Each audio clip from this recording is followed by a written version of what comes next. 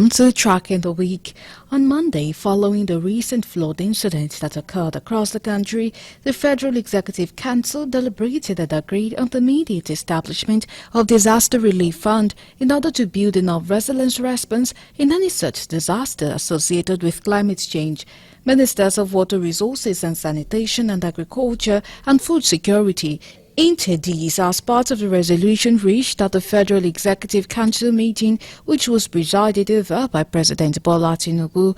The Minister of Finance and Coordinating Minister for the Economy also hinted that President Tinubu has advised that the Economic Stabilization Bill be sent to the National Assembly.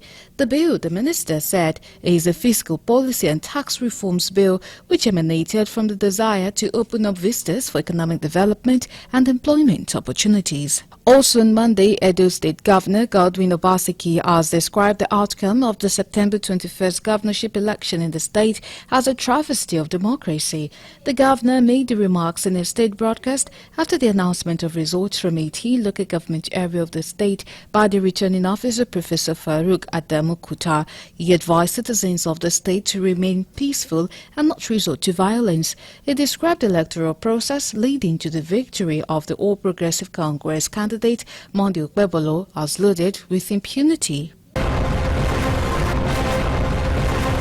On Tuesday, the Nigerian Senate suspended plenary in honor of late Senator Ifeanyi Ubah, who passed away during the annual recess of the National Assembly. The Red Chamber resumed its plenary sessions on Tuesday following the annual recess that began in late July. Correspondent Kunle Ojo reported that President of the Senate, Godswill Akpabio, read several correspondence from President Tinubu. The communications included a supplementary appropriation bill for the Federal Capital Territory Administration, the nomination of Justice Kudirat Kekereekun for confirmation as Chief Justice of Nigeria, and a request for the confirmation of commissioners for the Revenue Mobilization, Allocation and Fiscal Commission. After the formalities, the lawmakers paid tribute to the late Senator Ifeanyi Ubah by observing a moment of silence. Following the tribute, the plenary session was adjourned to honor the late senator's legacy. Also on Tuesday, Justice Binta Nyako of the Federal High Court in Abuja recused herself from the trial of the self-acclaimed leader of the proscribed indigenous people of Biafra, IPOB. Nnamdi Kanu in the terrorism charges brought against him by the federal government. The judge on Tuesday opted out of the trial following the outburst of Kanu that he had no confidence and trust in the judge for justice.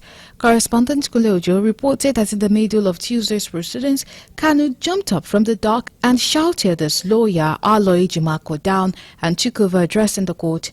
The Biafra Nation agitator also turned to the federal government lawyer Chief Adigboyega Awomolu San, accusing him of doing the federal government's bidding against the law.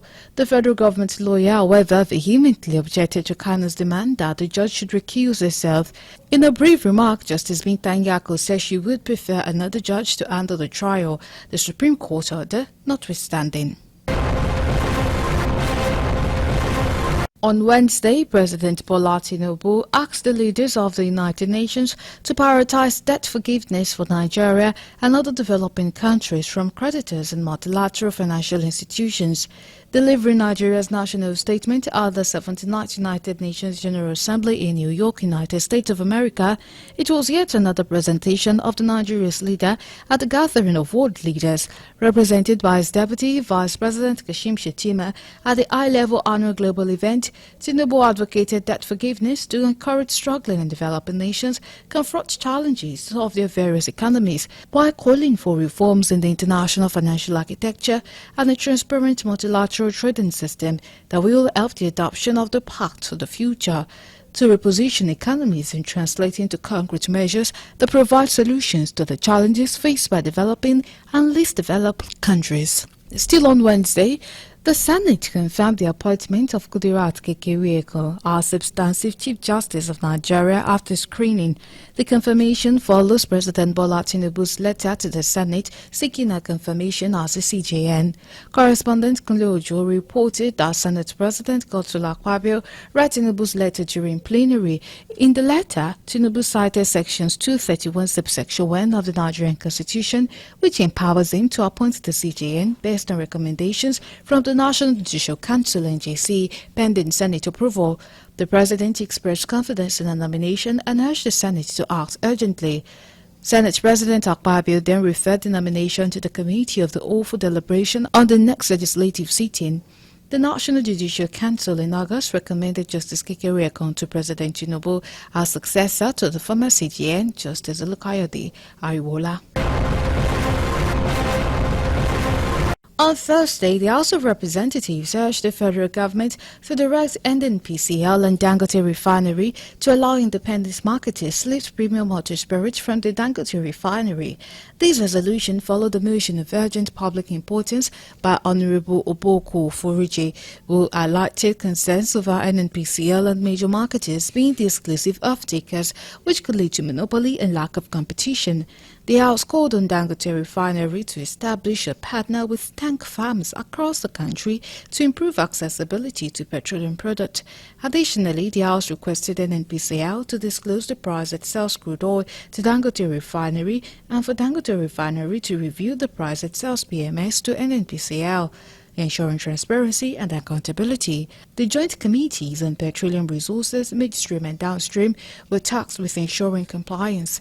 The House of Representatives also resolved to investigate allegations against the SEC and Nigeria Correctional Service regarding the prosecution and imprisonment of cross-dresser Bob Brisky. Still on Thursday, the Independent National Electoral Commission (INEC) issued certificates of return to Edo State Governor-elect Monday Okpebholo and his deputy Dennis Idahosa. The certificates were issued to them by INEC's National Commissioner in charge of Edo State, Rhoda Gomes, on Thursday, 5 days after Okpebholo and his deputy were declared winner of the poll. The issuance of certificate of return officially confirmed Okpebholo and Idahosa as the governor and deputy governor of Edo. Okpebholo will succeed Governor Godwin Obaseki, who will leave Osabide House on November 11 after completing 2 terms in office. Okpebholo, the governorship candidate of All Progressive Congress, was declared winner of the tightly contested at the governorship election last Sunday. On Friday, determined to enhance service delivery in the civil service, the federal government commenced weekly performance appraisal for workers in the Ministry of Work. This followed the directive of the head of Civil Service of the Federation, Esther Didiwo-Sinjak, mandating all federal ministries, departments and agencies to consistently track the performance of civil servants. At the launch of the Performance Management System (PMS) Day in Abuja, the Permanent Secretary, Federal Ministry of Works, Yakubu Adam, assured that the ministry will be among the first to provide feedback and quantify the performance of its workforce.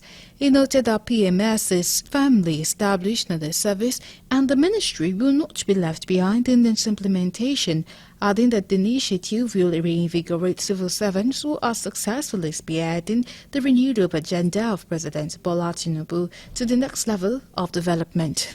Lastly, on Friday, a federal high court sitting in Abuja granted bail to Isaac Bristol, identified by the police as the whistleblower behind PDM Nigeria Counternext. Justice Emeka Nwite granted Bristol $5 million bail with one shooting like sum.